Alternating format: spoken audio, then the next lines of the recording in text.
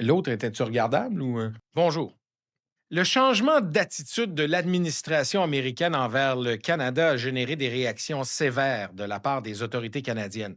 Parmi ces réactions, le premier ministre Mark Carney a eu tôt fait de remettre en question l'achat de 88 F-35 de Lockheed Martin.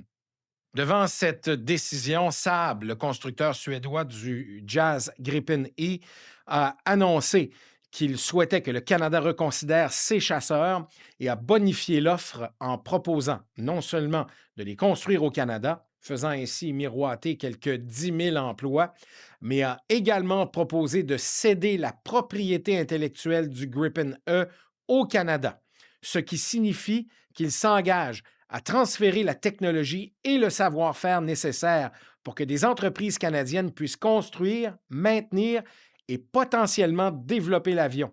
C'est une offre pour créer une capacité industrielle autonome au Canada, générant des emplois et de l'expertise locale plutôt que de simplement vendre des avions assemblés dans un autre pays. Il n'en fallait pas plus pour que soit relancée la compétition entre les deux appareils. Le choix canadien entre le Gripen E et le F-35 devrait être guidé par une grille de critères stratégiques clairs plutôt que par la seule logique industrielle ou l'humeur du moment face aux États-Unis. Ces critères découlent directement des priorités de défense définies dans les politiques officielles, l'Arctique, NORAD, l'OTAN, entre autres, et des contraintes budgétaires à long terme. Avec le dégel du passage du Nord-Ouest suite au changement climatique, l'Arctique est devenu un enjeu stratégique global. Ses ressources sont convoitées par plusieurs pays, plusieurs d'entre eux n'étant pas nécessairement sur la liste d'envoi de cartes de Noël de Mark Carney. La capacité à surveiller et à défendre l'Arctique et le Nord, en lien avec les investissements massifs dans la modernisation de NORAD, doit être centrale dans le choix d'un prochain chasseur qui remplacera les CF-18. Cela implique de privilégier un appareil capable d'opérer de manière fiable dans le froid extrême sur des bases dispersées et intégré à un système de systèmes combinant radars transhorizon, drones, avions de patrouille et moyens spatiaux. Le critère n'est pas seulement la performance du chasseur en combat, mais sa contribution globale à la connaissance de la situation et à la capacité d'intervenir rapidement dans un immense territoire peu doté en matière d'infrastructure. Un avion très performant, mais dépendant d'installations lourdes et coûteuses, risque de limiter la présence réelle dans le Nord. Le Canada a inscrit, noir sur blanc, que sa future flotte doit lui permettre de remplir pleinement ses engagements envers l'OTAN et envers NORAD en matière de police du ciel, d'alerte et de contribution à des opérations expéditionnaires. La compatibilité technique, c'est-à-dire système de communication, partage de données, armement, normes de logiciels avec les forces américaines et alliées, devient ainsi un critère stratégique, pas un simple détail technique.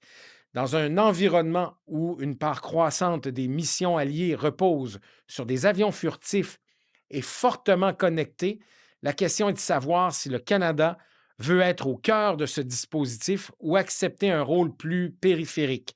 Ce choix d'interopérabilité détermine l'accès aux exercices, aux renseignements partagés et aux futures générations de programmes conjoints.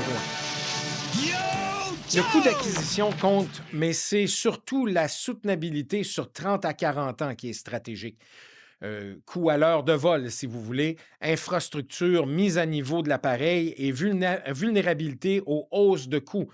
Un appareil moins cher à exploiter peut permettre de voler davantage, donc de disposer de pilotes mieux entraînés et d'une présence plus constante sur le territoire, ce qui est en soi un critère de sécurité nationale.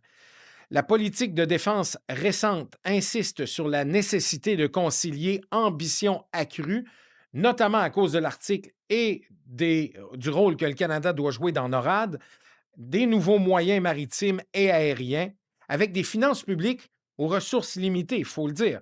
Le chasseur choisi ne doit pas absorber une part telle du budget que d'autres capacités essentielles, exemple des drones dans l'Arctique, la défense sol-air, par des missiles, des navires de patrouille. En fait, on pourrait en nommer plusieurs, là, que tout ça en pâtisse au risque de créer des angles morts stratégiques dans les capacités militaires canadiennes. Un autre critère clé est le degré d'autonomie du Canada dans l'emploi, la maintenance et l'évolution de sa flotte. Plus la dépendance aux chaînes logicielles de soutien et de renseignement d'un seul allié est forte, plus le risque augmente que des décisions politiques étrangères, sanctions, priorités de production et autres, limitent la liberté d'action d'Ottawa. À l'inverse, un montage industriel offrant plus de travail local et un meilleur accès à la propriété intellectuelle peut renforcer l'autonomie, mais le Canada reste dépendant de partenaires étrangers pour certains composants et pour l'écosystème global de capteurs et d'alarmes. Le critère stratégique ultime est donc la capacité du choix canadien à rester pertinent et adaptable face à des menaces en évolution rapide sans forcer Ottawa à refaire un achat massif dans 20 ans, faute de vision à long terme. Alors, quoi choisir? Le F-35 est un appareil supérieur au Gripen E, mais le Canada a un budget limité et des coûts d'opération du F-35 sont nettement supérieurs.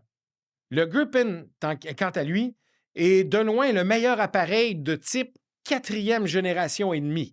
Cependant, on ne peut prendre cette décision sur la base d'émotions immédiates là, qu'on ressent actuellement face à l'administration américaine. Donald Trump est en voie de disparition.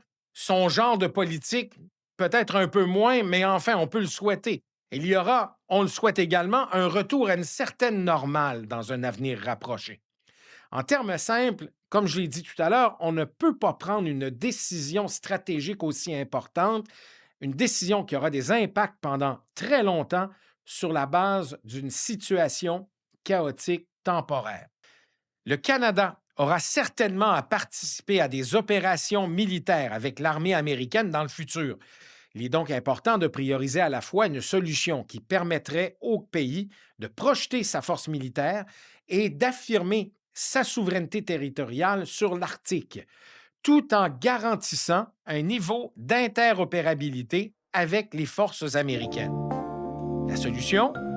Préserver la majeure partie de l'achat de F-35, mais en acheter un peu moins, entre 40 et 50 peut-être, et acheter aussi une cinquantaine de Gripen E. Plusieurs armées dans le monde ont plusieurs plateformes comme chasseurs. Le Canada pourrait très bien le faire.